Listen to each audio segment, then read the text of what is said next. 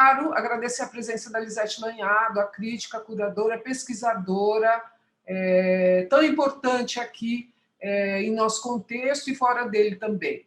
Então, Lisete, quero passar para você a palavra antes de começarmos a passar o vídeo. Boa noite a todos. Obrigada, Mirtes, pela apresentação. Estou um pouco emocionada de estar falando com o Brasil ao vivo, né? Queria deixar claro que hoje uma resposta minha que funciona como uma espécie, digamos, de provocação em relação à Semana de Arte. Então, não se trata de uma reflexão que coloque em questão os valores estéticos e a importância dos artistas que eu estarei apresentando para vocês, mas eu acho que, tendo o Manifesto Pau-Brasil em mente e uma de suas sentenças de que nós temos uma formação étnica rica, né, eu não poderia deixar de registrar que hoje morreu de Covid-19 o último homem do povo Jumar. Então, essas mortes não são por acaso, e acho que essa reflexão sobre os últimos 100 anos, de certa maneira, são uma interrogação grave em relação aos acontecimentos da nação, né? É isso. Então, espero encontrar vocês depois da minha fala e dizer que na próxima semana estarei de novo com vocês, com uma fala dedicada a um único artista, o Flávio de Carvalho, e explicarei por que o Flávio terá um dia só para ele. Então, espero que vocês gostem e a gente volta a conversar daqui a pouco. Boa noite, meu nome é Lisete Lanhado, estou com vocês hoje à noite, a convite da Jaqueline Martins e da Mirtes Marins de Oliveira, para fazer 2 apresentações nessa cápsula. É um programa novo da galeria e queria cumprimentar a galeria pela iniciativa e agradecer o convite. Eu vou iniciar essa minha fala com alguns esclarecimentos, em primeiro lugar, antes de compartilhar com vocês algumas imagens que eu selecionei para fazermos, então, essa revisitação, né, da semana de 22. Esses esclarecimentos me parecem importantes no sentido de não desmerecer o valor estético das obras que eu vou apresentar por conta de um revisionismo histórico, né? E acho que esse revisionismo histórico é fundamental, mas é ainda, de certa maneira, incipiente, né?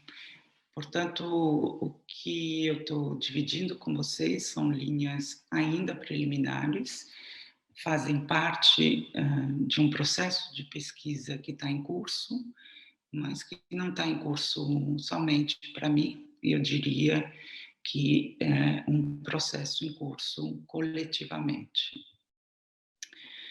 Revisitar a semana de 22, né, é fundamental, não só porque é um divisor de águas, né, para a cultura brasileira, porque não fosse a semana de 22, não teríamos a primeira redação em 37 do decreto de criação do Serviço do Patrimônio Histórico e Nacional, que deu depois o IPHAN, né? E não teríamos, não sei, Tropicália, por exemplo, não teríamos uma série de eventos que projetaram o Brasil na cena internacional, né? Então, estou citando apenas esses dois exemplos de magnitude incontestável para dizer que esse exercício de revisitar a Semana de 22 é absolutamente necessário e já está na agenda de museus, editoras e alguns departamentos universitários, mas é de se esperar que seja uma reflexão que não só transcenda um debate paulista, né, mas que seja também um debate crítico, né? É para isso que estamos reunidos hoje à noite, né? Como sempre, nessas horas de celebração, a minha esperança é de que a efeméride seja um pouco mais, né, do que uma comemoração. E eu digo isso por uma razão mais do que urgente, pois em 2022, se não for antes, o Brasil precisa novamente ir às urnas para eleger um presidente da República. E a pergunta que não quer calar vai ser: o que nos une hoje, né? Nós, nação, parte de um país tão dividido, né? E o que ressoa por trás dessa pergunta, né, é um dos aforismos do Manifesto Antropófago de 28, que é só a antropofagia nos une. Então, a pergunta, quando formos às urnas, é o que nos une hoje. E é por isso que aceitei o convite de fazer essa apresentação, tendo em mente a situação que o país está vivendo, né? Então, vou compartilhar com vocês agora algumas imagens que irão acompanhar a reflexão até chegar, talvez, em algumas considerações conclusivas. 2022, 1922. Então, a provocação já começava no sentido de retrocedermos também no tempo. O que vemos nessa primeira imagem é o grupo no Teatro Municipal, no momento em que se lança o que se consagrou como a teatralização da modernidade, e esse grupo está, então, aí no Teatro Municipal. E acho que a ostentação desse local já poderia nos colocar uma questão pertinente para hoje, se pensarmos qual o significado de contextualizar uma ideia de ruptura, né, num quadro, num cenário que tem as características do Teatro Municipal, né? Eu acho que a pergunta nos ajuda a compreender não só a época, né, mas também o comportamento da elite cultural daquele momento em diante. 2022 é também a data de reabertura do Museu do Ipiranga, com a reapresentação dessa tela do Pedro Américo, né, Independência ou Morte, que ficou esses anos guardado por conta de um restauro e que é um dos marcos que nós teremos em 2022. Né? O que vemos, na verdade, nessa tela é uma tela que levou 66 anos para ser pintada. Na verdade, ela foi pintada fora do Brasil, né? Nesse sentido, é uma reconstituição, digamos, ficcional, né? E o que vemos aí nesse grito de Ipiranga é o que eu chamaria de uma utopia emancipadora, né? Não vou entrar nos detalhes dessa sucessão de fatos históricos, mas retroceder mais um século, então 2 séculos, ou seja, em 1822, que é quando Dom Pedro I, né, rompe as relações, né, com a coroa portuguesa, nos permite pensar e colocar em perspectiva, né, de que emancipação estamos falando naquele momento, né? É interessante também lembrar que após 1822 a gente ainda tem um período imperial e que vai ser preciso, então, aguardar 1889 para ver a proclamação da República. E também um outro dado interessante para lembrar nisso tudo é que a proclamação da República entra, por sua vez, na história como um golpe militar. Bom, aqui temos, então, essa obra que será reapresentada publicamente em 2022, e aqui temos um pouco também, enfim, uma paisagem urbana que se desenha a partir da década de 20 em São Paulo, né? É bom lembrar que o Rio de Janeiro não ficou de fora dessa efeméride, ou seja, do centenário da suposta independência do Brasil, né? E hospedou, acolheu a Exposição Mundial de 1922 e por conta dessa Exposição Mundial, grandes projetos urbanísticos foram empreendidos, mas a gente sabe também que todos esses projetos urbanísticos envolvem processos de gentrificação, né? Que, enfim, é uma terminologia recente. Acho que na época se falava em projetos de urbanização, mas hoje temos que entender que houve um empreendimento imobiliário também que resultou na construção do Hotel Glória e do Copacabana Palace, e que eram também,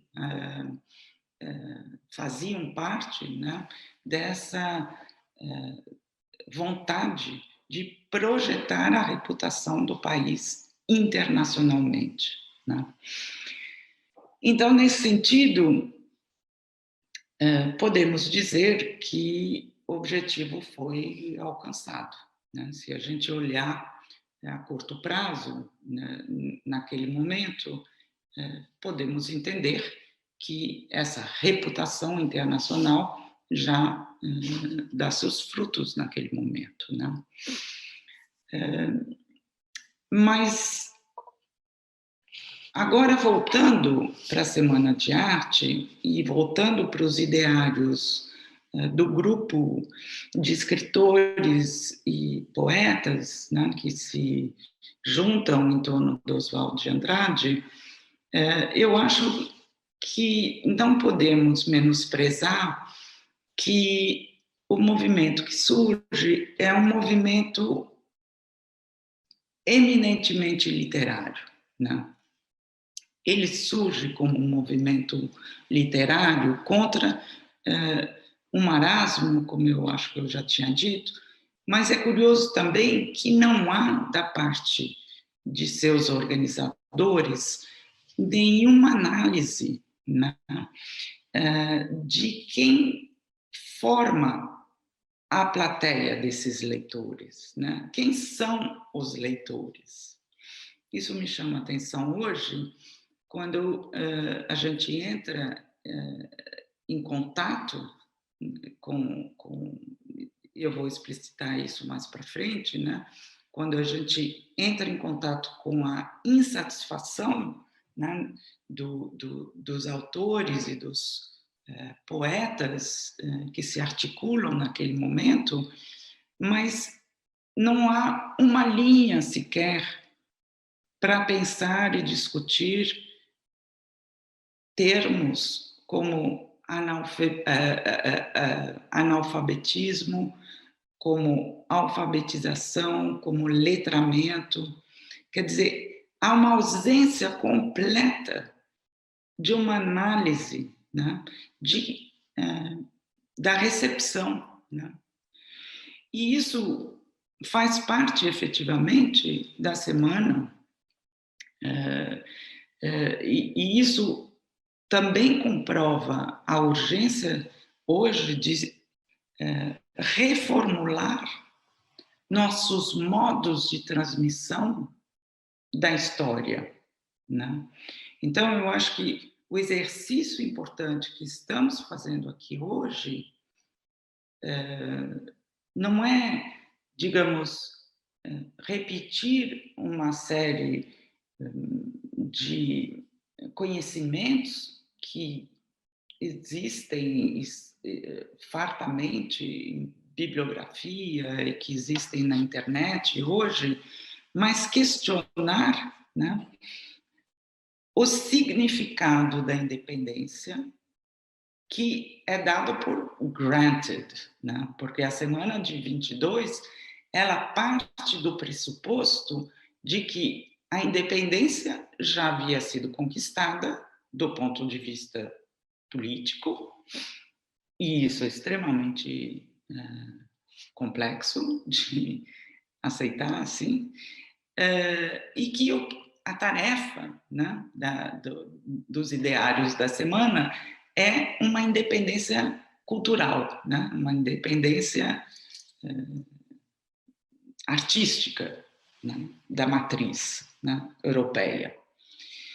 Então, eu acho que esse trabalho de retornar e regurgitar tudo isso é repensar que emancipação é essa de lá para cá, né? Que emancipação política o Brasil tinha, né? O Brasil que de saúde tão frágil em relação aos mercados internacionais, né? A crise internacional do café, por exemplo, a crise dos mercados e a crise do café. Então, essas exaltações, né, em relação a exaltações nacionalistas, eu posso dizer, né, em relação ao que se conquistou com a semana de 22, é o que está aqui em suspensão, né? O que interessa preservar é entender que é um laboratório, é entender que é um grande laboratório, na verdade, né? Não é só um grande laboratório para a arte, é também para a psicologia, para o entendimento psicossocial de um público que passa a frequentar teatros, né? E isso a gente vai ver melhor quando a gente for discutir, eu espero que tenha uma discussão sobre o Flávio de Carvalho, né? Então, esse caráter experimental, que é um caráter muito bem-vindo, né, nesse momento, né? A gente vai ver como na literatura, na poesia, por exemplo, o verso livre e a linguagem de colagem, tudo isso começa, né, a ganhar contra o parnasianismo, né, começa a ganhar uma força, mas o que eu não quero, digamos, deixar, né, de salientar aqui é que qualquer crítica que a gente faça aos protagonistas da semana de 22, né,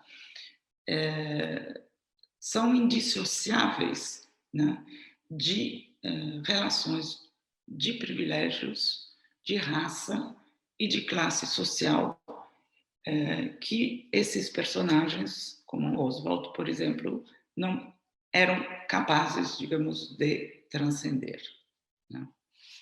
Então, eu espero que essa introdução não decepcione vocês nesse sentido, mas não me interessa repetir versões, como já disse, que existem numa farta bibliografia, mas prestar atenção no que esses marcos têm ocultado e têm silenciado, né?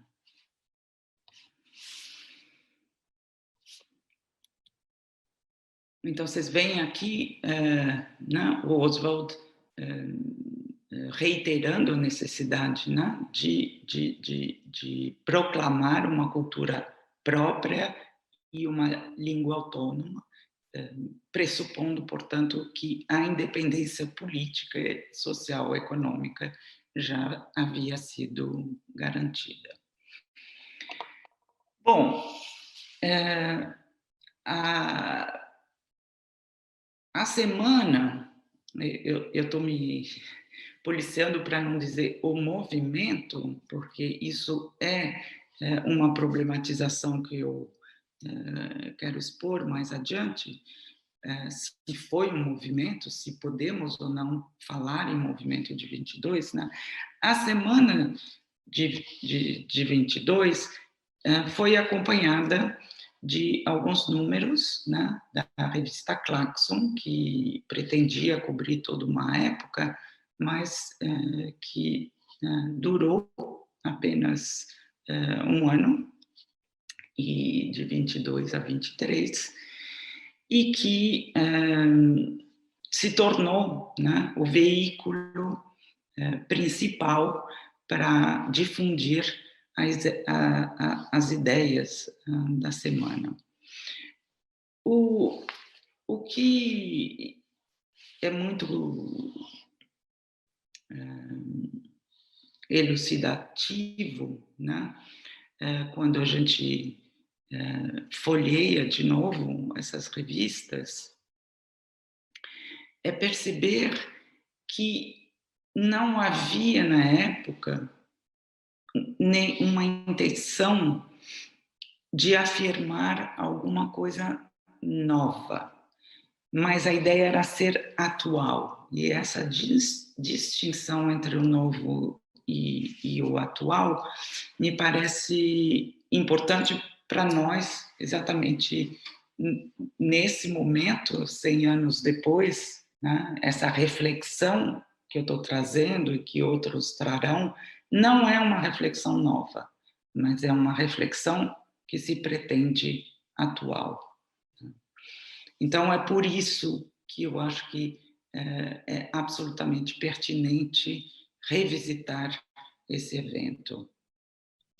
Uma das frases que eu gostaria de citar aqui, e que aparece no primeiro número da revista, e dizem muito a respeito dos propósitos, né, da semana. Claxon sabe que a humanidade existe, por isso é internacionalista. Ou seja, é uma ideia de projeção internacional, de reconhecimento de uma plateia que precisa fazer contato com o Brasil, né? A Bienal de São Paulo, também podemos pensar a Bienal de São Paulo como uma decorrência da Semana de 22, né? E no bojo, né, desse internacionalismo, dessa ambição de internacionalismo, Claxon irá afirmar que a semana é uma semana onipresente, inquieta, cômica, irritante, contraditória, feliz, etc. Enfim, são adjetivos contraditórios entre eles, mas que denotam muito bem o caráter de vanguarda que se pretendia desde já, né? Esse partido editorial ostenta exatamente a entonação dos manifestos de vanguarda, em que temos uma ideia de algo que ainda não tem uma absorção, né, no público, né? Uma das frases que a gente encontra é: Claxon não se queixará jamais de ser incompreendido pelo Brasil. O Brasil é que deverá se esforçar para compreender Claxon. Então, esse gap entre o que se propõe e a capacidade de absorção, né, é exatamente a definição do que é a vanguarda. Ou seja, Claxon pretendia, né, exatamente ser isso. Inclusive dirá que não se pretende futurista, né? Claxon não é futurista, Claxon é claxista. Então tem esses jogos de palavras que são que vão além da diversão, né? Para mostrar o quanto interessava de fato criar uma distância, né, que o público deveria galgar, né? É um trabalho, é um esforço a ser feito por um público que eu posso quase que ousar dizer que, de certa maneira, há um desprezo por esse público, né? É isso que é interessante e que faz parte, né, dessas vaias, né? Quer dizer, as vaias no Teatro Municipal acontecem e consagram, é como se fosse exatamente o que os seus protagonistas estavam buscando naquele momento. Então, nesse sentido, não foi um desastre, foi um triunfo. E foi um triunfo também, se a gente for ler uma das avaliações do Mário de Andrade, um dos comentários que ele publica no número da Claxon, acho que já no primeiro número, em que ele diz que os únicos jornais que publicaram críticas independentes sobre a semana foram assinados por estrangeiros. Ou seja, isso já denota, né, um gol, né, uma meta alcançada. Bom, o que é outro dado fundamental que aparece já nesse primeiro número, né, é uma autoconsciência de que esse começo foi um começo prematuro, né? E isso é muito interessante, mais do que começo prematuro, é também um começo imaturo, né? Então, esses frutos verdes, né, que são, na avaliação do próprio Oswald de Andrade, né, esses frutos verdes são o que, numa perspectiva decolonial, hoje, interessa olhar para entender como entraram em putrefação, né? Num texto publicado bem mais tarde, em 1954, o poeta Oswald de Andrade também faz uma recordação a partir de outros dados que acrescentam mais uma camada problemática para a gente entender a semana. Abro aspas. Na Garçonnière da Praça da República começou o modernismo. E é assim, com essa frase, que Oswald, então, nos revela duas informações preciosas para esses tempos decoloniais, eu diria.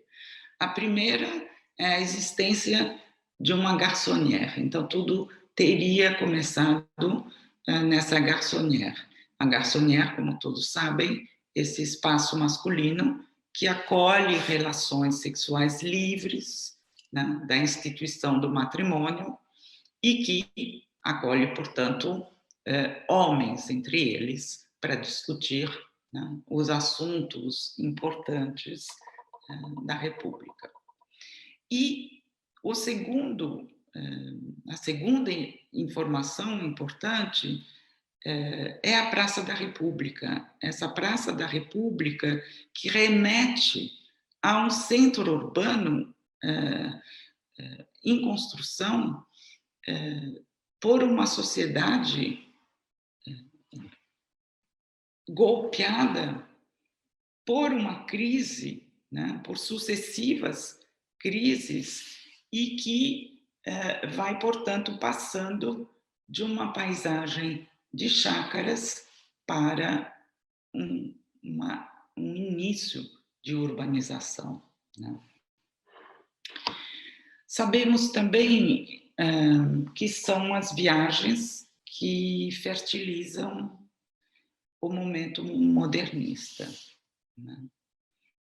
Essas viagens, não sei se eu estou aí repetindo certas coisas que já foram extremamente ditas e sublinhadas a respeito do nosso movimento modernista, mas me parece importante continuar sublinhando a singularidade, a riqueza dessa síntese operada entre o local e o internacional. E o local, as viagens às quais estou me remetendo, são as viagens para o interior paulista, viagens para as cidades históricas de Minas Gerais, né?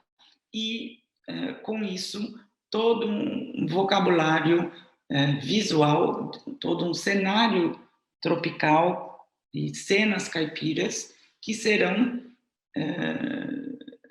usadas numa operação, numa fusão, né, dialética entre o local e o internacional nessas idas para a Europa, né?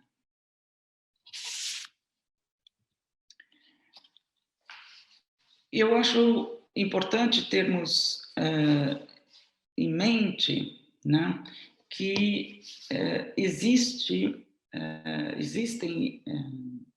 várias fases, né? Não vou fazer uma apresentação didática das sucessivas fases desse modernismo, né?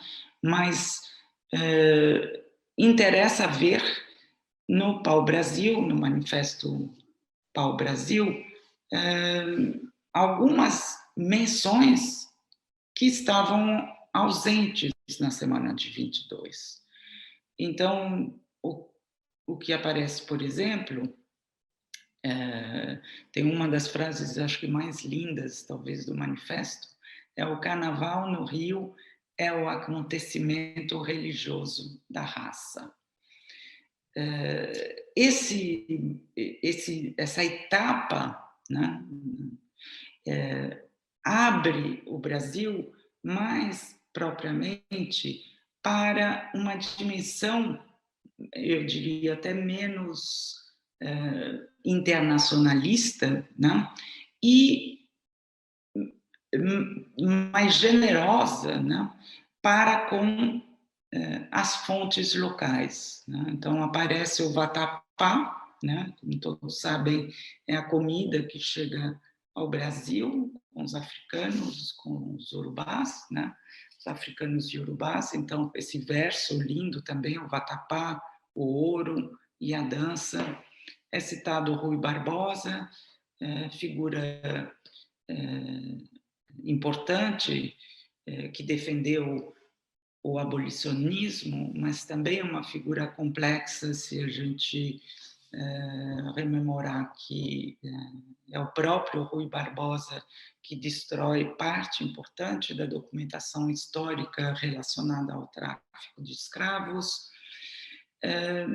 Mas tem, no Manifesto Pau-Brasil, esse intento, né, de mestiçagem, de miscigenação, né, de compreensão da origem, da formação do povo brasileiro, já tem alguns dados fundamentais, né? Contra o gabinetismo, a prática culta da vida, né? Também outro verso maravilhoso, né? A prática culta da vida, ou seja, essa antítese, né, entre o que é erudito e o que é a vida, o vivencial, né? A floresta e a escola, né? E o Museu Nacional.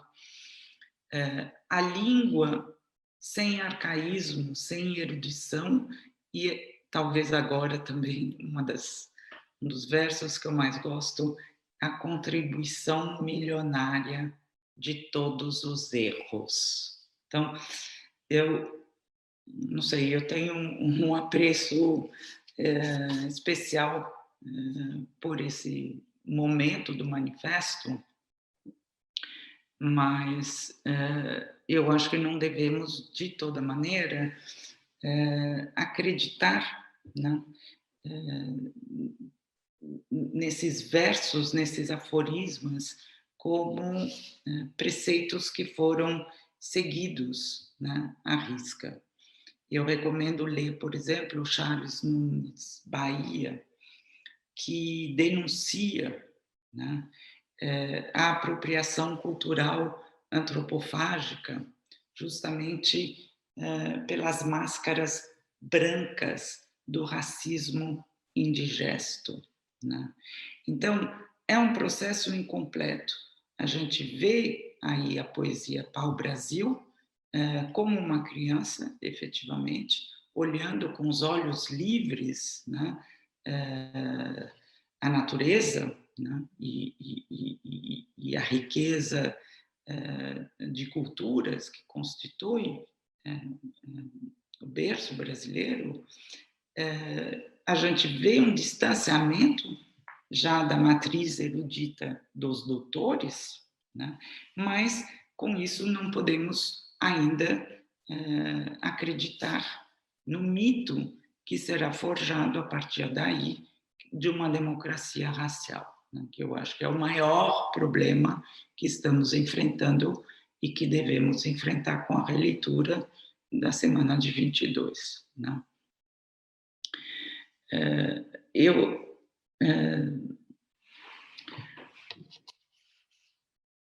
gostaria, então, de apresentar alguns artistas e de começar, por exemplo, por Tarsila do Amaral. Tarsila, nascida em 1886, e falecida em 1973, e que eu começo por ela, por ser talvez a mais célebre de todas as expoentes, de todos os expoentes hoje, isso por conta de acontecimentos mais recentes, né? Eu citaria a exposição do MoMA, Inventing Modern Art in Brazil, com curadoria do Luiz Pérez Oramas, e MASP Tarsila, e no MASP Tarsila Popular, né?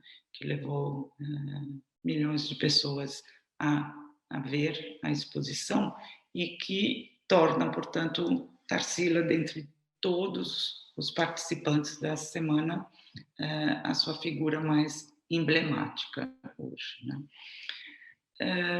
Bom, Tarsila era neta de um fazendeiro apelidado O Milionário e fez sua formação em Paris, na Academia Julian, onde teve aulas com André Lyotte, Albert Gleizes, Fernand Léger, e a partir daí começa a circular, né, num grupo de outros pensadores intelectuais, e conhece o poeta Blaise Cendrars, que irá ao Brasil, e conhece Cocteau, Satie, etc., né? Então, como é de se esperar, né, nesse contato com uma cena parisiense, né, as relações com o cubismo e as formas geometrizadas daquele momento acabam entrando no vocabulário de diversos artistas que estão, nesse momento, em trânsito entre São Paulo e Paris, e que são mais visíveis, digamos, nas telas do Portinari e de Cavalcanti, né? No caso da Tarsila, que acho que todo mundo sabe, foi mulher do Oswald de Andrade, a gente tem aí uma dedicação, né, muito mais profunda, eu diria, a um caráter local, sem ser necessariamente um caráter ufanista e nacionalista, né, que é mais conhecido na fase verde-amarelo, que eu optei por não apresentar aqui para vocês. Porque me interessa justamente trazer e problematizar, né, o primitivismo que surge já na semana e que continua a partir do manifesto do Pau-Brasil, né? Mas existe, na verdade, uma confusão entre o modernismo e o manifesto antropófago, né, que acarreta um desvio de interpretação e que é um desvio grave, eu diria, né? Porque o Manifesto Antropófago é um texto de 1928 que dá um salto político, filosófico, que não existia até então na semana de 22, né? E essa fusão e confusão se deve um pouco, eu diria, se encontra, né? A gente pode localizar nas telas da Tarsila a dificuldade de pensar unicamente a semana de 22 sem adiantar-se já, né, no manifesto antropófago, porque é o que está acontecendo, na verdade. É muito difícil a reflexão da semana de 22 ficar exclusivamente restrita àqueles 3 dias no Teatro Municipal, né? Então, as pinturas da Tarsila, que se tornaram internacionalmente célebres, né, como Abapuru, são importantes justamente para insuflar uma nova vida nessa semana de 22, porque se fosse só a semana de 22, talvez não estivéssemos aqui, né? Então, o manifesto antropófago é fundamental para dar essa segunda vida, né?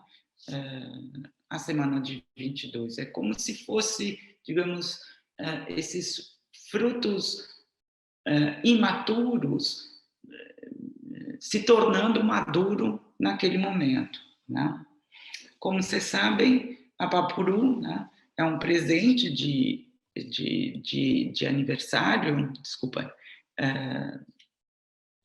que a Tarsila dá para o Oswald, com quem ela esteve casada entre 26 e 29, né, que vai ser também a capa da revista da antropofagia que Oswald está organizando naquele momento com o Raul Bopp, né? Mas se formos olhar a Negra, né,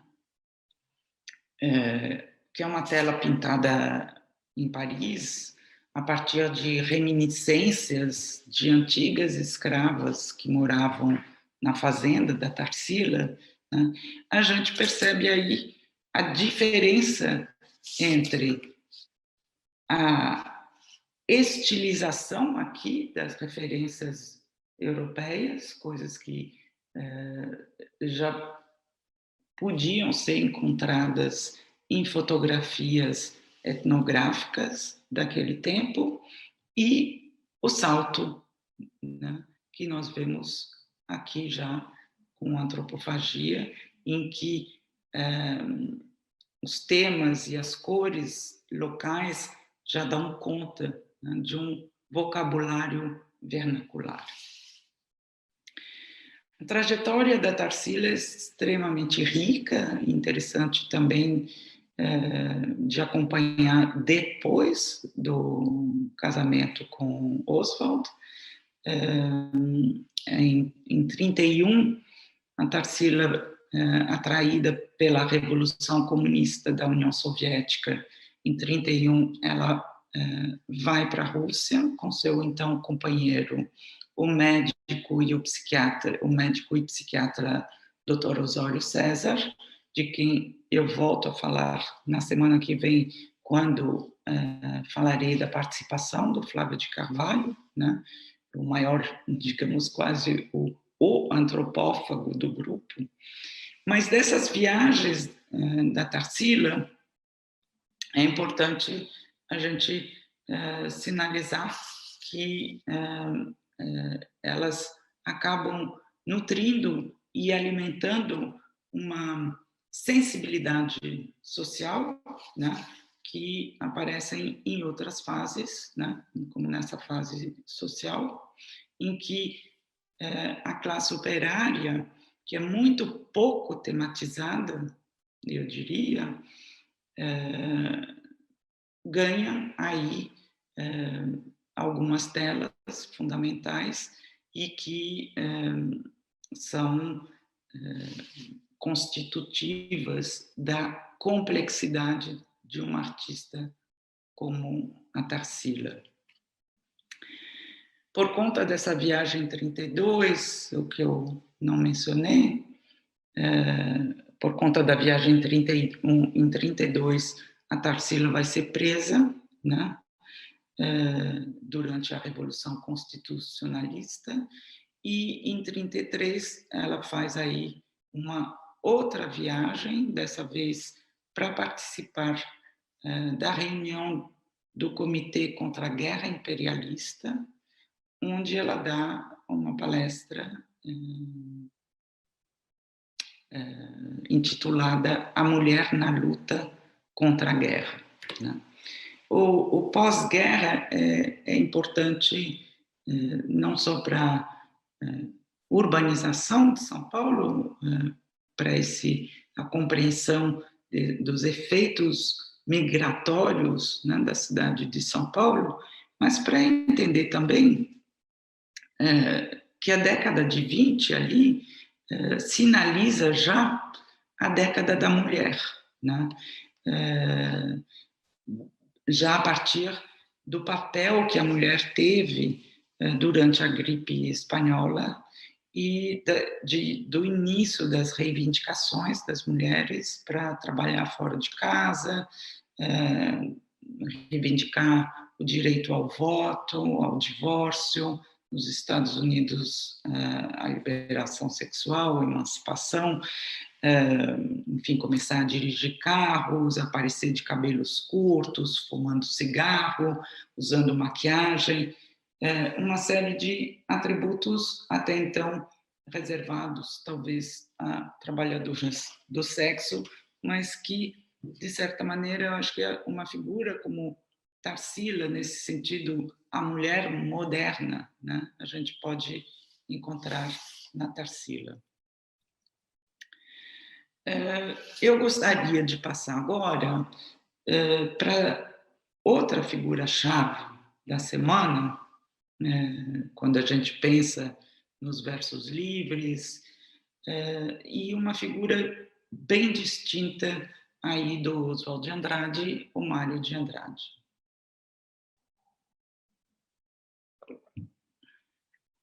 O Mário de Andrade, preto e gay, que é uma informação que até pouco tempo atrás circulava somente em boca pequena,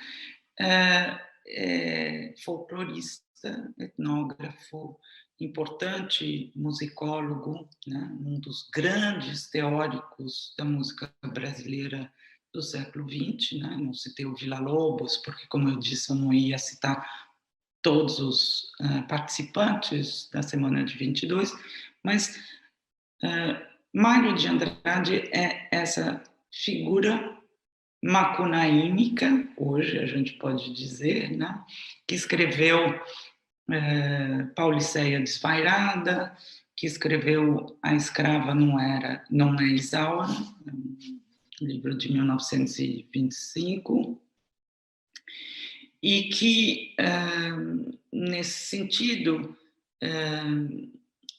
é fundamental para a gente, justamente no início, eu citava o início, né, do IFAM, né, graças a uma figura como Mário de Andrade e graças às viagens do Mário de Andrade pelo Brasil que se tem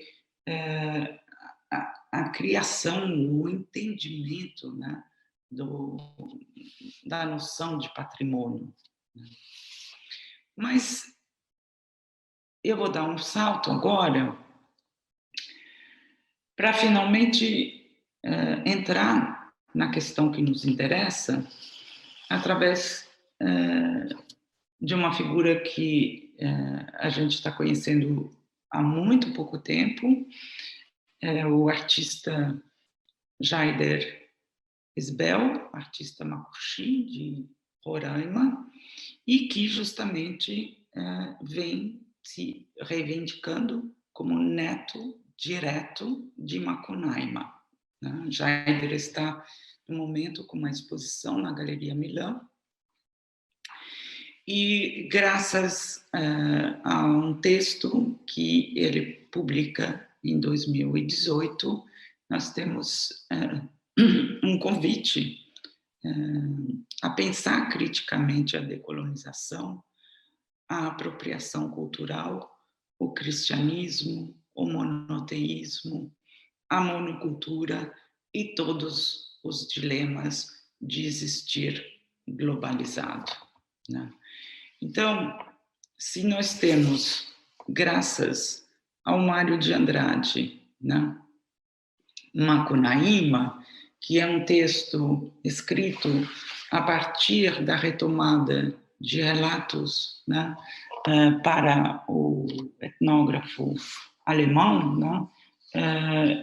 O que nós temos hoje é Macunaíma na linha direta, né, do neto do Macunaíma, falando dessa importância de se olhar e de se proporcionar uma visão outra, né, do avô dele, e que rompe, então, com a visão patriarcal da época e que se propõe uma revisão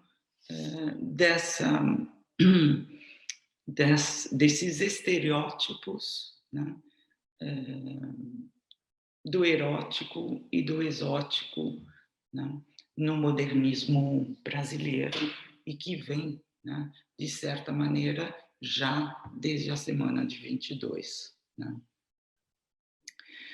Eu gostaria de recomendar o trabalho que vem sendo feito pela Casa Mário de Andrade, né? Quer dizer, essas considerações que eu estou trazendo aqui me permitiram fazer uma pesquisa que me levou a algumas gravações que eu assisti na plataforma da Casa Mário de Andrade, em que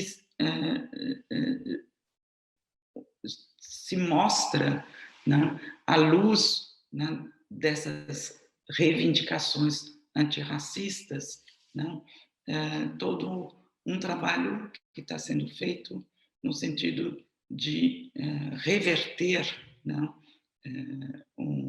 uma mistificação, né, dessa democracia brasileira baseada na miscigenação, né, e que na Casa Mário de Andrade encontra uma plataforma muito viva que eu recomendo. E, enfim, são feridas que seguem abertas, né, assim como a saudável polêmica que eu estava contando do Monteiro Lobato hoje, né, e que são questões para a gente se colocar hoje. Então, dentro dessa chave, dessas memórias apagadas, né, dessas vidas violentadas e silenciadas, eu acho que não poderíamos deixar, né, de olhar hoje para essas telas, né, para a tela, por exemplo, para as telas, enfim, que consagraram as mulatas do de Cavalcante e que consagraram também os trabalhadores do Portinari, né? Então, todo esse repertório de imagens é algo que, como eu disse inicialmente, não se trata de diminuir a qualidade estética, né? Mas de colocar isso em perspectiva, né? Dentro da situação cultural e política gravíssima que o Brasil está passando hoje, né? Um outro ponto que me parece importante também trazer para revisitar a semana que não é um movimento, são o que eu poderia chamar aqui de modernidades alternativas, né? Porque não há uma unanimidade, digamos, hoje em dizer que o modernismo aconteceu apenas e exclusivamente em São Paulo, né? Quer dizer, havia, sim, um caráter desenvolvimentista, né, que deu essa chave futurista, né, para São Paulo, mas há outros modernismos que devemos iluminar, né? Mas, mesmo assim, eu acho que é um trabalho, uma pesquisa que ainda aguarda novas contribuições que sejam a partir do Porto de Recife, a partir da floresta amazônica, enfim, a partir de outras matrizes urbanas ou não, né, no Brasil. Então, para trazer aqui uma voz dissonante em relação à semana de 22, eu escolhi trazer a voz, acho que mais conhecida de todos, né? A voz do Paulo Erkenhoff, para quem, na verdade, não é nem o Oswald, né, a figura principal, é o Mário de Andrade, justamente pelas viagens no interior do Brasil, e é o Vicente do Rego Monteiro que aparece, né, em vários textos do Paulo, e que é muito interessante acompanhar à luz de uma exposição que ele fez na época da Rio +20, né? No qual, nessa exposição, a figura do Vicente do Rego Monteiro ganha um destaque. O Rego Monteiro, artista de Recife, que, enfim, vivia em Paris desde 1911, né? Mas que opera, né, essa miscigenação, né, entre Art Deco e as fontes locais, né? Então, na conferência Rio +20, o Paulo fez, na ocasião, no Centro Cultural Banco do Brasil, uma exposição, uma mostra inesquecível, chamada Amazônia, Ciclos de Modernidade, no qual, como só Paulo consegue fazer, né, ele reuniu obras de diversos acervos, de diversas instituições, né, para traçar um panorama que vai do século XVIII até o contemporâneo e que justamente ativa aquilo que se perde com a Semana de 22, que é um estudo, né, da ciência e das lendas amazônicas, né? Dos seres amazônicos e da flora amazônica. Então, essa outra vertente narrativa é acionada pelo Paulo, né? Através do Rego Monteiro e de diversos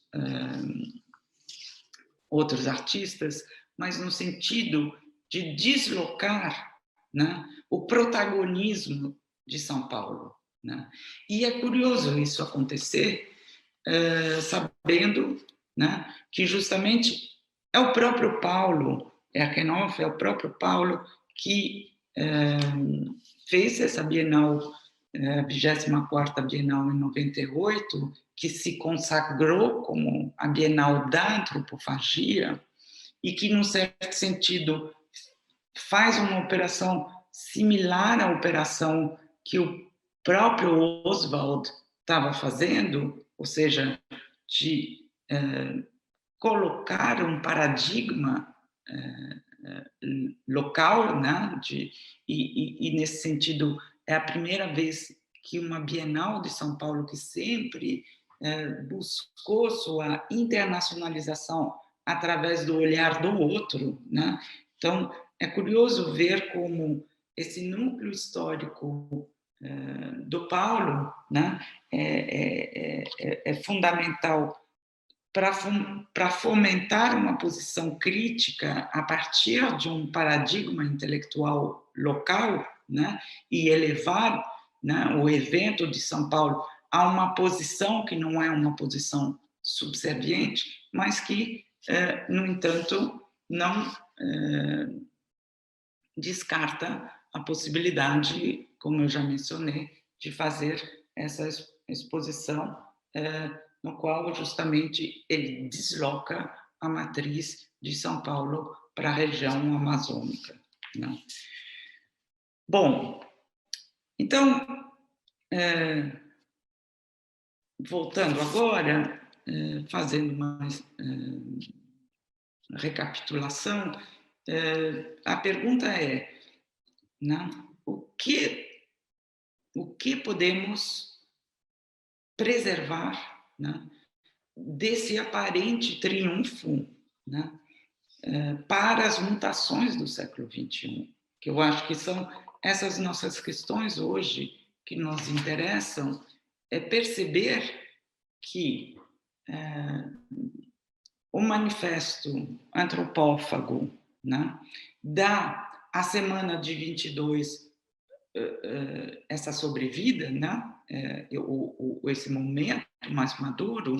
Viveiros de Castro, por exemplo, o antropólogo Viveiros de Castro chega, inclusive, a afirmar que o manifesto antropófago, o manifesto de 28, é decolonial avant la lettre, ou seja, ele se antecipa, né,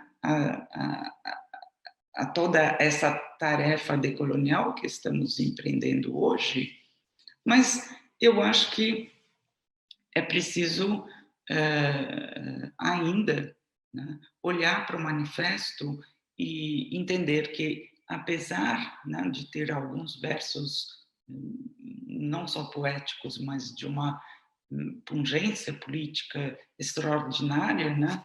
Por exemplo, nós já tínhamos o comunismo e o surrealismo, ou seja, nós não precisamos de vocês brancos para saber o que é o matriarcado primitivo, né?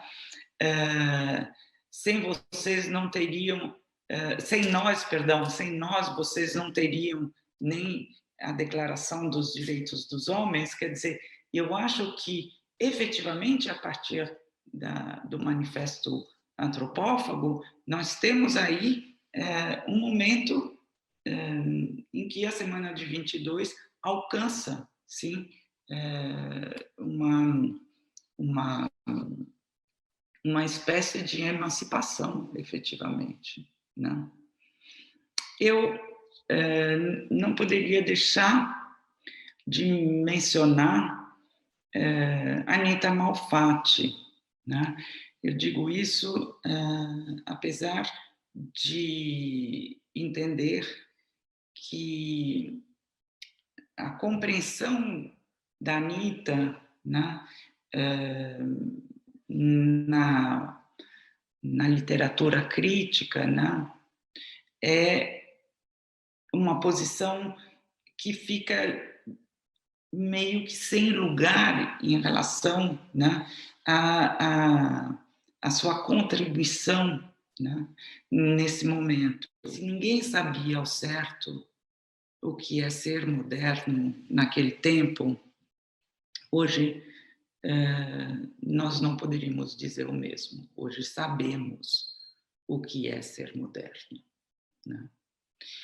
E um autor que também é divisor de águas, mas nos estudos latino-americanos, é o sociólogo peruano Aníbal Quijano, que consagra, a partir de 1989, justamente, a expressão colonialidade del poder, né? E, com isso, ele esclarece de uma maneira categórica, né, digamos assim, que só há modernidade junto com a conquista, ou seja, com a chegada de espanhóis e portugueses no continente sul-americano, né? Então, conquista e modernismo são fenômenos interligados, né? Não há modernidade sem colonização, né?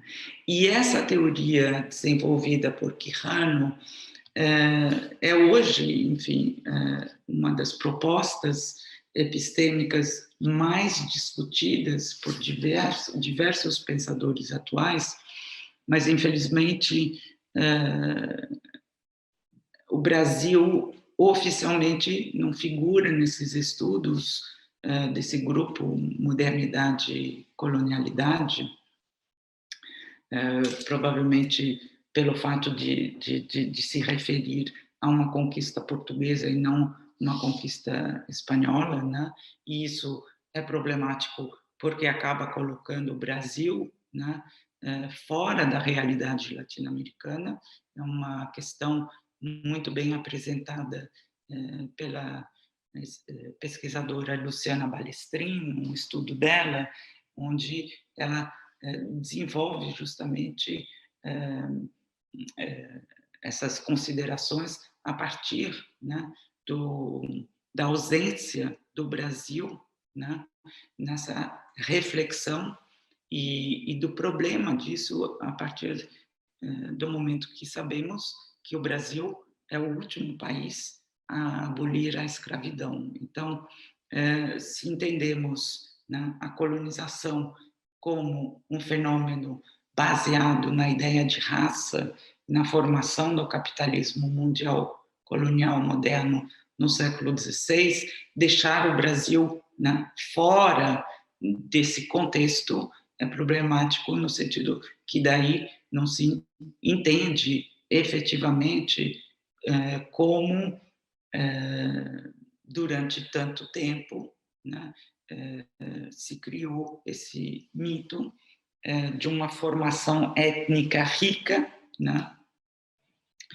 e como os termos de miscigenação, né, acabavam efetivamente reenviando a infeliz obra colonialista do Gilberto Freire, Casagrande Senzala, e não foram devidamente problematizados, né?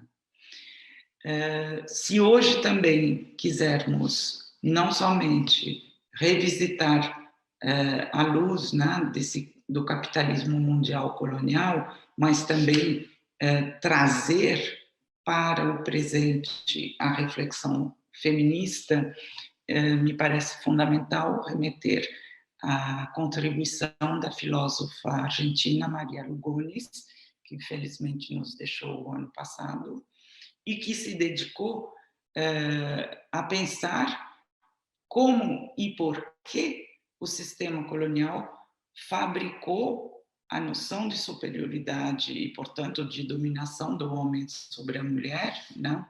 E, nesse sentido, destruiu, né? Quer dizer, indo para além, né, da contribuição do Quijano, né, ela traz a ideia de gênero para contribuir aí no entendimento, né, da destruição de cosmologias de inúmeras comunidades, né, destruição essa que aconteceu justamente em prol de uma modernidade, né? Então, a denúncia do patriarcado heterossexual, né, é feita por essa importante professora que dirigiu o programa de estudos latino-americanos e caribenhos, né, de Binghamton University de Nova York, e que nos esclarece a respeito de um sistema colonial moderno cuja narrativa foi naturalizada, né, incorporando a compreensão de um capitalismo colonial global junto com a atual organização sexista de nossas vidas, né, e que precisa ser desconstruído, né. Então, imaginamos que todas essas questões irão surgir, né, ao longo... É curioso, porque é um ano que já começou, né? A gente sempre vai se antecipando, isso também é uma marca do tempo. E imagino que os temas nacionalistas serão incontornáveis, né? Então, é fundamental aí ter em mente que é um ano crucial para a decisão justamente dessa democracia do Brasil. Eu agora demorei um pouco, mas eu chego aqui ao Victor Brecheret, que escolhi para finalizar e que esteve presente na semana de 22, mas isso faz parte um pouco também da provocação desse encontro, né, que eu trago aqui apenas com essa imagem do Monumento às Bandeiras.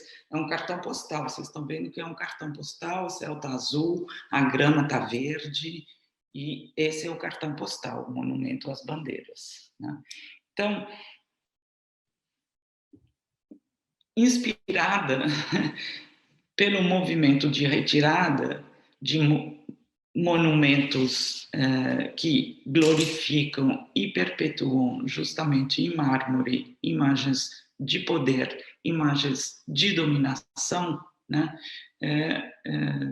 Venho aqui, né, trazer essa imagem, lembrando, inclusive, que a Espanha acaba de retirar a última estátua de Franco,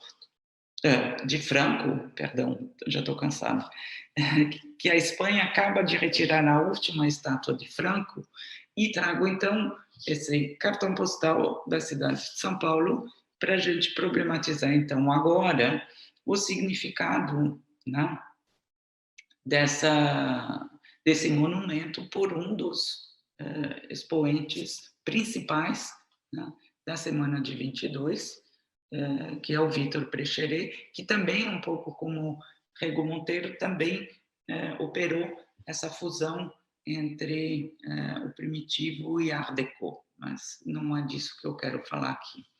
Ele esteve presente com 12 esculturas na semana, enfim, as esculturas estavam presentes, mas ele não estava presente. A imagem que circulou para a gente divulgar, né, a fala de hoje é essa imagem que traz uma pichação, né? E daí vale a pena a gente discutir o que é vandalismo, né? Se vandalismo é jogar tinta em cima do monumento, ou se é assistir ao roubo e ao massacre e ao genocídio de indígenas em suas próprias terras. Então, está aí a provocação.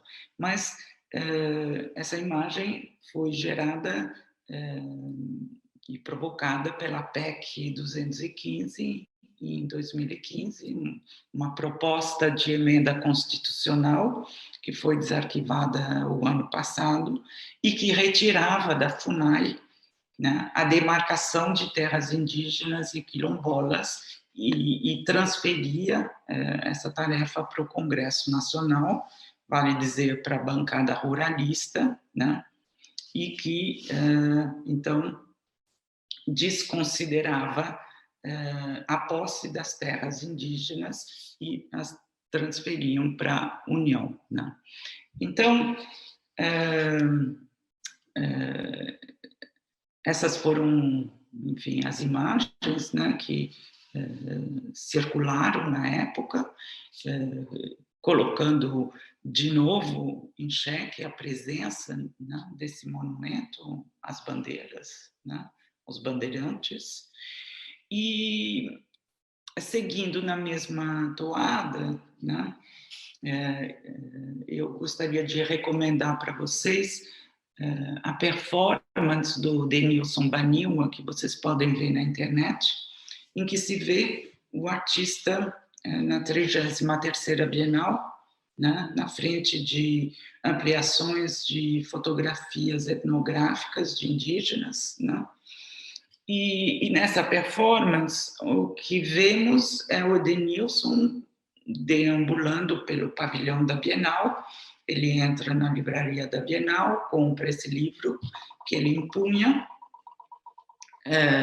e o título do livro é simplesmente Breve História da Arte, e com isso o que Denilson justamente nos diz, né, e nos comunica, é que é uma história tão breve que justamente não há nenhum artista indígena, né?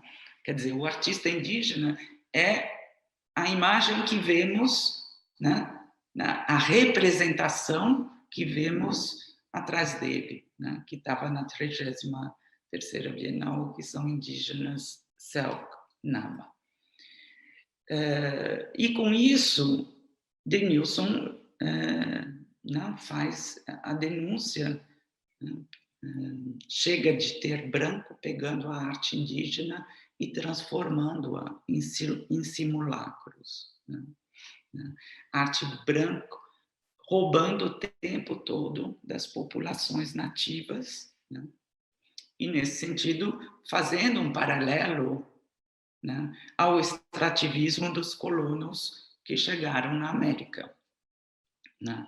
Então, a pergunta do Denilson é isso, um índio, né, mostrando as ampliações atrás dele, é uma retórica que nos leva diretamente ao Primo Levi, sequestro a um homo, né, se isso é um homem, o livro que ele publica em 1947, né, para denunciar o horror dos campos de concentração, né, e com isso, sim, eu acho que a gente tem aí, através da voz do Denilson, um entendimento da necessidade de se criar uma consciência global contra a violência colonial, né? Em busca de uma reparação, e uma reparação que não é somente financeira, né? Como escreveu a crítica e curadora Clarice Diniz, né? É um roubo epistêmico que aconteceu, né? Que vem acontecendo, além dos massacres, né? Então, diante de tudo isso, como fica a metáfora, né, da antropofagia cultural, né? Diante de tantas desapropriações, né, de terras indígenas, diante, né, das violências ocorridas, né, em sucessivas invasões de terras, mas diante das violências que se repetem nos nossos livros didáticos, né, que continuam narrando, né, a história de independência do Brasil a partir de uma terminologia insidiosa, né, de descoberta do Brasil, de descoberta. Então, com isso, a gente percebe que as escolas, o material didático que nós temos ainda se refere ao período pré-cabralino, né, sugerindo que não havia, né, não existia civilização antes de Cabral no Brasil, não. Então, a tarefa de descabralizar o país, que era uma meta do Oswald, acabou não acontecendo, né? Eu não estou aqui longe de mim querer jogar fora a criança junto com a água do seu banho, quer dizer, longe de mim desmerecer tudo o que aconteceu, né, com a semana de 22, mas eu acho absolutamente fundamental, né, já que mimimi é o refrão que está na moda, então é preciso desfazer falsos mitos, falsas mistificações e milongas, né? E eu acho que temos condições de fazer isto, sim, né? Isso é possível escutando, né? Jaide Lesbel né, que se diz, né, que se afirma aí como neto direto, né, do seu avô Macunaíma, justamente voltando ao Macunaíma, né, pela capacidade de transformação, né? A capacidade de transformação de Macunaíma é que nos dá a possibilidade efetivamente de pensar aí um outro século. Bom, agradeço a paciência, o tempo de vocês e espero que tenha sido útil e que possamos, em breve, responder a algumas perguntas a partir dessas provocações. Muito obrigada.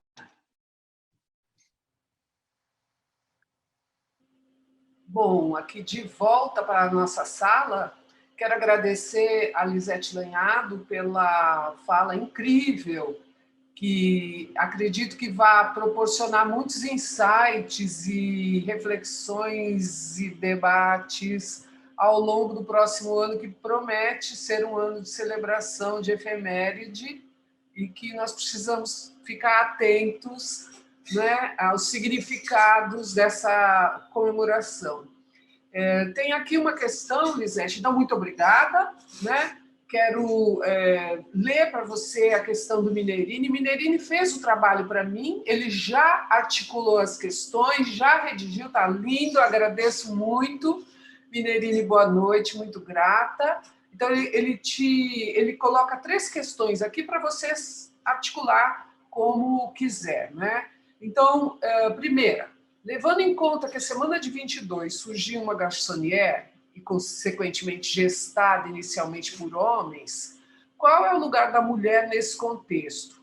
Por um lado, muito se vangloria sobre o papel de Anita Malfatti a partir da exposição de 17 e a crítica de Lobato. Por outro lado, há o quase apagamento, eu diria, um apagamento mesmo, né, de Zinaíta e de Regina Graça. Essa é a primeira. Segunda, que eu acredito que é um desdobramento aqui importante, gostaria que você falasse um pouco mais sobre a importância de Tarsila na semana, já que ela não participa, né, da exposição de 22, porém assume protagonismo nos anos que a sucedeu, com a antropofagia, a fase social, após o craque da Bolsa de 29, de Nova York, né? E a crise do café. Você a considera como idealizadora da semana? Por fim, entender o manifesto antropofágico como decolonial, onde fica a questão da apropriação cultural indevida, uma vez que, entre aspas, Minerini cita o manifesto, só a antropofagia nos une. Ou eu quero complementar aqui algo que nós chegamos a falar aqui desses últimos nesse último período, né, preparando aqui a cápsula, também a ideia que está presente no manifesto do só me interessa o que não é meu. Né? Também me parece uma frase emblemática aqui, complementando essa pergunta do Minerini. E talvez, Lisete, você fique super à vontade, mas eu sei que você é uma curadora, pesquisadora, que atualmente trabalha com as questões do feminismo, né, na produção atual, talvez você fique à vontade, aliás, não talvez, fique à vontade para estabelecer quaisquer outras conexões com essa produção crítica atual. Bom, obrigada. Difícil se assistir, assim, eu fiquei me acompanhando e realmente também fazendo uma certa autocrítica. Eu não sei, eu acho que a gente acordou hoje nas redes sociais com uma pergunta sobre o que é genocídio, né? E quando eu me escuto assim, eu que não sou historiadora da arte, e fui convidada a fazer essa reflexão sobre a semana de 22, eu vejo a absoluta necessidade que a gente tem de compreender, como o Mignolo fala, né, de que não há modernidade sem colonialidade. Ou seja, faltou politizar efetivamente esse debate, e é por isso que a gente está nessa situação. Quer dizer, eu estou longe do Brasil e vivo com muita angústia o que está acontecendo, e eu acho que, de certa maneira, assim como a anistia, né, depois da ditadura militar, foi uma anistia mal feita, a gente sabe, né, porque ela acabou efetivamente jogando a questão da responsabilidade dos militares debaixo dos panos, né, isso cria uma situação, uma distância que eu vejo cada vez maior do Brasil em relação aos seus países vizinhos, né?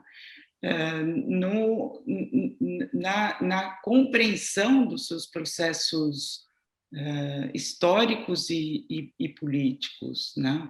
Então, eu acho que a gente tem um grande movimento com esses manifestos que eu apresentei, mas eles sempre se focaram, digamos, quase foram formalistas, né? Sempre se focaram na linguagem, né? Sem fazer uma análise, né?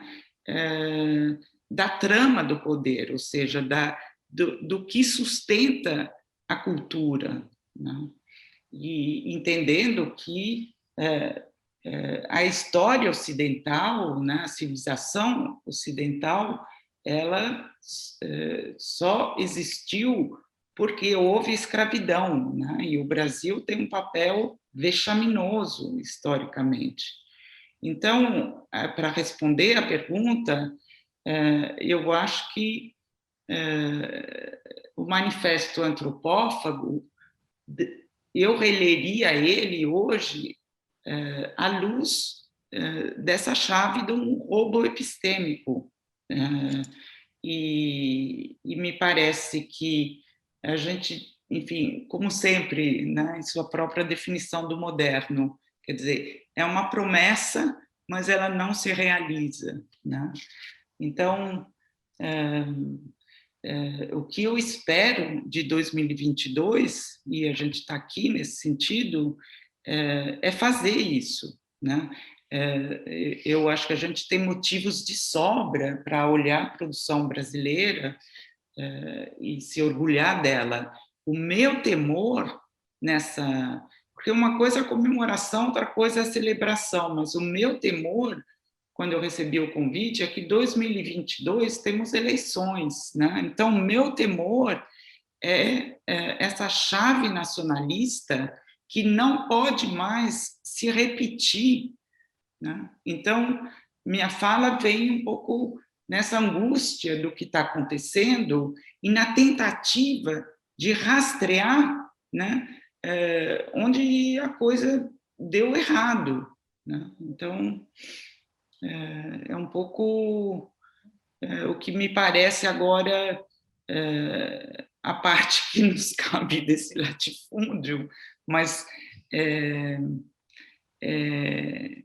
sim, a responsabilidade, isso não diminui o Mário de Andrade, muito pelo contrário, mas eu acho que quando se citam tão poucas mulheres, a questão da representatividade está ausente na questão de gênero, ela está ausente na questão étnica, e só está, né, o discurso, né?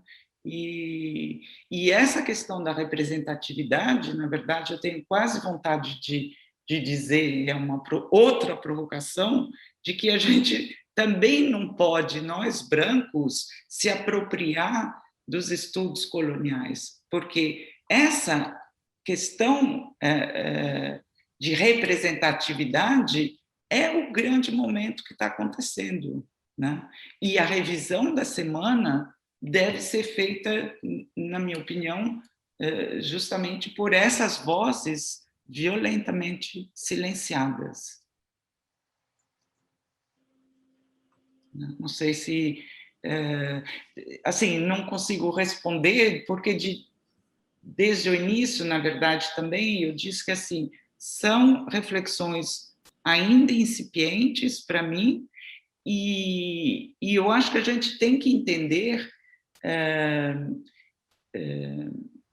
que há uma pesquisa a ser feita para cobrir justamente essas lacunas, quer dizer, todos os movimentos artísticos, quer dizer, você tem, sei lá, a geração 80, os anos 80, quantos anos, né, ficamos celebrando uma década de pintura e da volta à pintura, até a gente começar a ter alguns enunciados trazendo a produção de artistas vivos, produzindo paralelamente à explosão, né, da pintura.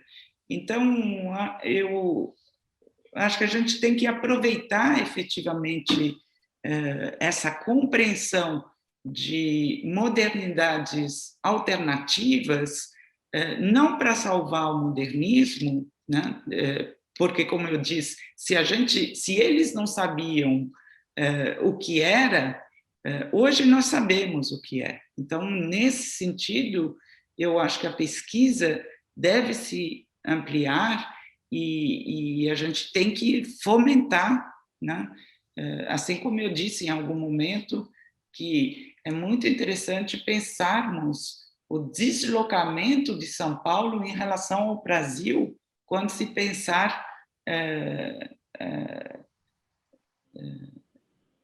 o modernismo, né? Quer dizer, e fazendo, claro, a distinção entre modernismo, modernidade, o desenvolvimentismo, porque aqui a gente está falando da semana de 22 e percebe, eu não consigo falar ficando restrita apenas à semana de 22. A semana é insuficiente, né?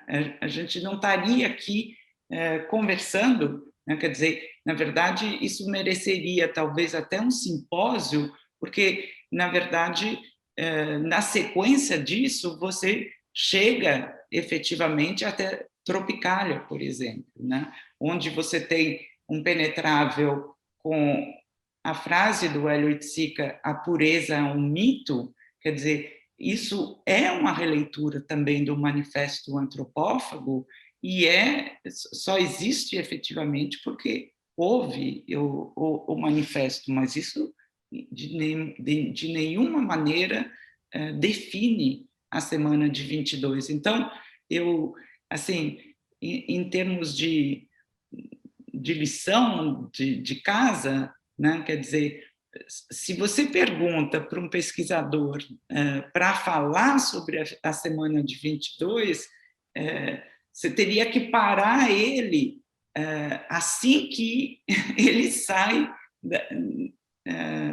daqueles 3 dias de fevereiro, porque, efetivamente, o que acontece depois, como eu já disse, dá saltos filosóficos, e o que estamos fazendo hoje é um outro salto, e que não estava na semana de 22, né? Eu vou ler mais dois comentários / questões que colocaram aqui no Q&A, que eu acho que complementam isso que você falou, ou eles criam aí um desdobramento. Primeiro, do Adriano Machado. Eu vou ler os dois de uma vez, tá? Imagino que as proposições decoloniais pressupõem uma virada de poder. Eu acho que foi exatamente isso que você respondeu, né? Uma mudança de vozes que falam juntamente com as revisões históricas necessárias. No lugar de fala, né? Muitas vezes essas proposições são disparadas por interlocutores herdeiros, de uma maneira ou de outra, do mesmo lugar de poder que questiona. em aposto a branquitude enquanto sistema, e que até mesmo já ocupam lugares que os permitem falar e até questionar a própria estrutura. Como, no campo da arte, a inserção do debate decolonial pode se tornar uma prática de mudança que movimente, de fato, as estruturas e pluralize o poder. E a outra questão, ou comentário, é da Sibyl. Me chamou a atenção sua posição, desculpe, Sibyl, me chamou a atenção sua posição em relação aos monumentos, entre aspas, vitoriosos. Retirá-los, destruí-los. Pergunta, apagar o passado? Não, eles vão para museus. Não, eles podem ir para museus. Eu acho que esse é um grande debate, assim como, e isso acho que o Flávio de Carvalho pode abrir para a gente pensar a questão dos museus, né? O Flávio é uma figura importante para a gente pensar a fundação de algumas instituições, né, que o Brasil tem. Assim, também a gente pode pensar que o Clube dos Artistas Modernos, de certa maneira, é o embrião do Museu de Arte Moderna, que é o embrião, né, da Bienal de São Paulo. Então, enfim, são mais, Sibyl, o que acho que a resposta é a gente investigar como se formam coleções, né, de onde vêm as peças que a gente vê em museus, e não destruir, enfim, a obra do Brecheret. Não se trata de destruir a obra do Brecheret de jeito nenhum, mas eu acho extremamente constrangedor, para dizer o mínimo, enfim, se você tivesse que andar no Ibirapuera e ver um monumento que saúda, sei lá, o Mussolini, enfim, aliás, já teve e já foram retiradas em São Paulo mesmo, né? Então, eu acho que é um esforço, né? Voltando para a primeira pergunta, que é uma pergunta muito difícil, muito complicada, porque efetivamente o lugar de fala, né, que eu estou ocupando hoje é um lugar de poder, assim como, sei lá, o lugar do curador é um lugar de poder, né? E o que a gente está discutindo nesses processos decoloniais é uma redistribuição, né? Não somente de... a J. Mombassa tem uma frase, tem uma expressão muito potente nesse sentido, né? Quer dizer, não é só a redistribuição de riquezas ou a redistribuição, sei lá, de privilégios, mas é a redistribuição da violência. Então, é complicado quando você está do outro lado, mas eu acho que o processo decolonial é uma revolução e, nesse sentido, ela é violenta, ela será violenta e ela terá que ser violenta, porque senão, enfim, vai ser a política café com leite. Bom, eu aproveito essa sua última fala, né, que apontou para o nosso próximo encontro, a respeito de Flávio de Carvalho, né, da forma que você o aborda, também para pensar a 11ª Bienal de Berlim, né? E acho que eu fico aqui pensando, quero, aliás, agradecer, né, a todos, e claro, Lisete, você está aí do outro lado do mundo, com algumas horas adiante, né? Então eu vou encaminhar aqui para o nosso encerramento, mas já pensando, né, já deixando aí uma ponta de provocação para o nosso próximo encontro. Quero agradecer a presença de todos. As questões que estão chegando agora, que eu vou anotar aqui, Vou passar para a Lisete depois, para ver como nós podemos incorporar. E espero encontrar com todos vocês na semana que vem. Muito obrigada, Lisete, pela palavra muito bacana e por essa discussão. Também agradeço os participantes que contribuíram aqui com questões. Muito obrigada. Boa noite. Obrigada aos panelistas. Obrigada a todos.